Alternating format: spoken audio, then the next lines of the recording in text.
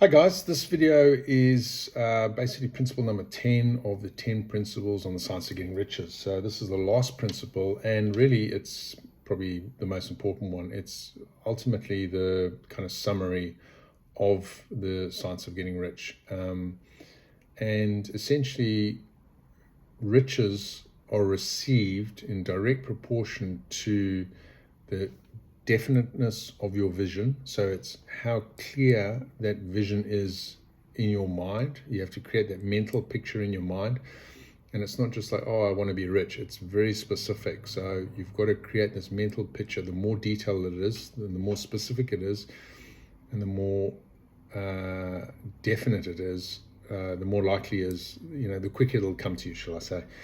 And it can't be just a wish or it would be a nice to have kind of thing.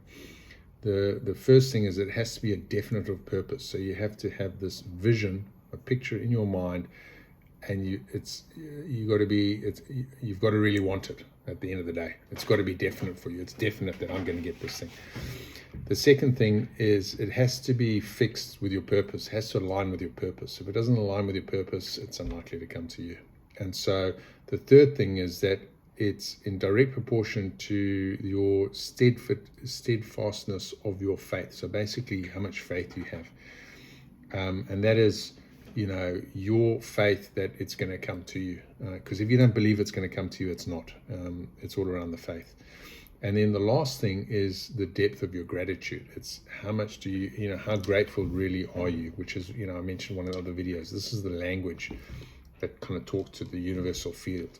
So riches are created and received in direct proportionate to the definiteness of your vision, the fixity of your purpose, the steadfastness of your faith, and the depth of your gratitude. And so those are the three things. And I mentioned, I think in the second video, is that the process is that there's a statement that says there is a thinking kind of stuff from which everything was created, which in its original form permeates and penetrates the interspaces of the universe. What this means is that everything started as a thought, and that everything, this formless substance, is everywhere in the universe. It's in every pocket corner of the universe. So this formless substance which allows you to create, it's something, and it basically says if you hold a picture in your mind, if you have an image and you impress it, you push it amongst the formless substance, which is the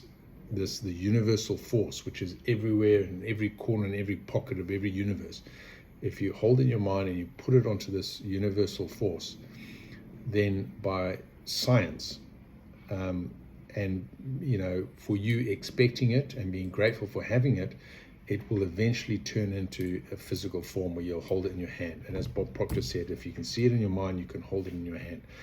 So really, you are the originator. You create the thought. So you're the starting point of riches. You then hold it as an image. You're very specific and definite about your vision of what you want. You then, so this is all you, me, let's say.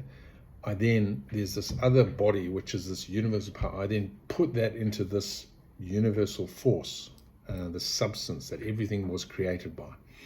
And then by holding the faith and having aligned with the purpose and being grateful for it coming to me and receiving it, eventually the universe delivers it to me and it appears in a physical form. So that's the process. I'm the starting block. I put it into the universal thing. And then the end result is that me doing my bit, holding the faith, being clear about the vision, putting it into the substance. Eventually, it then gets handed back to me in a physical form. And literally, that is how everything in this world has been created. There is no, it's like a mathematical certainty that is exactly how it's going to work. And we've all, a small version of that is that, you're driving down, you think, oh, I need a car spot. And you visualize them being a car spot around the corner. You turn around the corner and bang, there's a car spot, or someone just pulls out. And so we've all experienced it. We, consciously or subconsciously, we've all experienced it, and that is literally how the universe works. I've got countless stories of how that's happened. I had a business once up, and I was in Brisbane. I had a startup, and I was like, I just decided one day I want Richard Branson to invest in my business, and I was like, okay, and I just put it out there, and it was started with a thought, as I said. And I consistently I thought his business would be the best business to invest in mine because of the alignment and so on and so forth. And I thought about it. That's it. I want to pitch this to Richard Branson. I thought about it. I told a couple of people, one of the guys that used to work with me, and I kid you not, 2 weeks later, the guy came to me and he said, I heard you wanted to, you told me, you said you wanted to pitch to Richard. And I said, yeah. He said, you won't believe it. He's opening a hangar just up the road in a week's time. I said, fine, grab tickets, let's go. Anyway, I won't tell you the whole story, but basically I went along to this event. I literally fell over. I had 2 beers in my hand. I literally fell over Sir Richard Branson. I got a photo with him. Later that night, I went to his table. I pulled up a chair and had a conversation with him. I said, I've got this idea I'd like to pitch to you. And a couple of weeks later, I pitched to him and his, a couple of weeks later, it took a bit longer. It took about a month, actually. And he eventually got one of his secretaries, because he was back in Virgin Islands. He was coming back to Australia, got one of his secretaries to call me, and I met him. I had a one-on-one meeting with him in the Holiday Inn in King's Cross.